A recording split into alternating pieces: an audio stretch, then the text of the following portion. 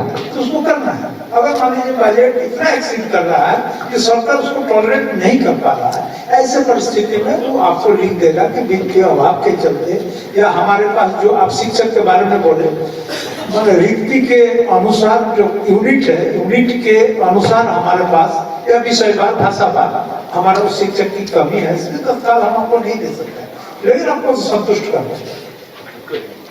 खर्चा विधानसभा करना होता है, लेकिन अगर कोई अनुशंसा किसी अन्य विधानसभा का, क्या हम कर सकते हैं अपने पत्र के माध्यम से?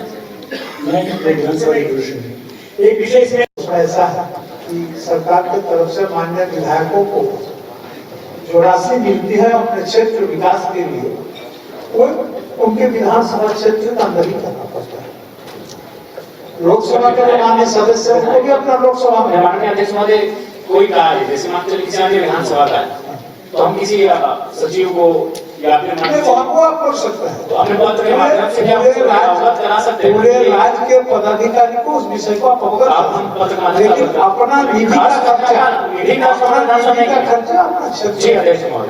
अकेले राज्यसभा के माननीय सदस्य हैं वो कर सकते हैं। लोकसभा के माननीय सदस्य भी अपने लोकसभा क्षेत्र नहीं करते, जो कि हम लोग का जानकारी है।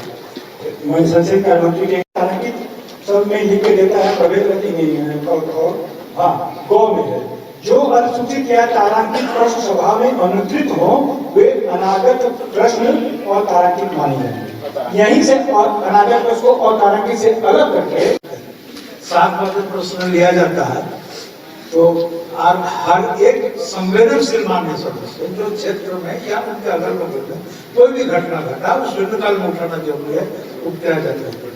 हम आपको स्मरण कराना चाहते हैं हमारे जगन्नाथ बाबू को रात 12 बजे के बाद, जैसे 12-1 बजा और पहुंच गए।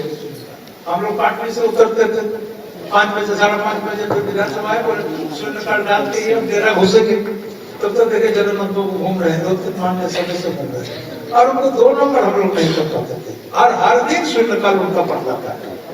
जयराम को काम लगेगा, इसीलिए बात को बोल देता है, जयराम को काम लगेगा, हम लोग कभी उनको 2 नंबर कर ही नहीं पाते। अब आपको बताते हैं बिहार विधानसभा से तो ऐसा मान्य सदस्यों की संख्या ज्यादा है और मात्र 25 शून्यकाल लेना है, तो 25 के अंदर आने के लिए मान्य सदस्यों के बीच कंपटीशन होता है, तो लोग दीवार तरफ करके निकल कर शून्यकाल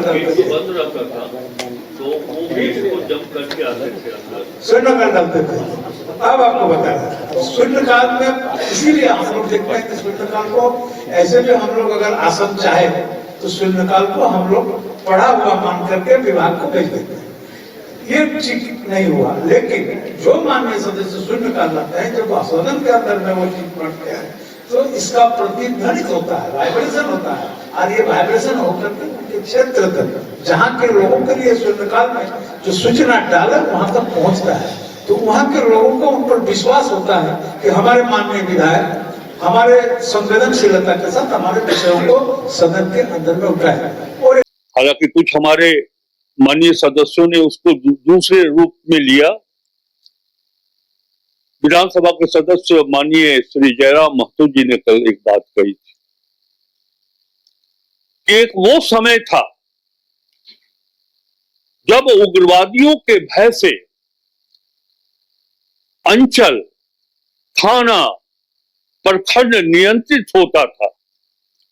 कुछ लोगों ने इसे इस रूप में देखा कि क्या आप वही व्यवस्था चाहते हैं।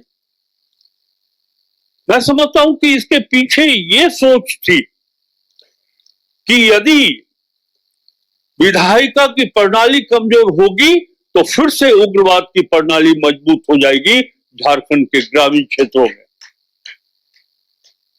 और इसलिए मैंने कहा कि इस मंच से हम कार्यपालिका को भी कहते हैं कि हमारे संस्कृति में, हमारी संस्कृति इतनी आदर्शपूर्ण होनी चाहिए और विधायिका भी अपनी जिम्मेवारी को समझे।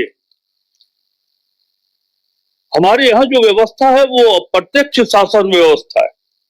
जनता हमें चुनती है, हम सरकार को चुनते हैं, तो इसका मतलब ये नहीं कि हमारी जिम्मेवारी खत्म हो गई।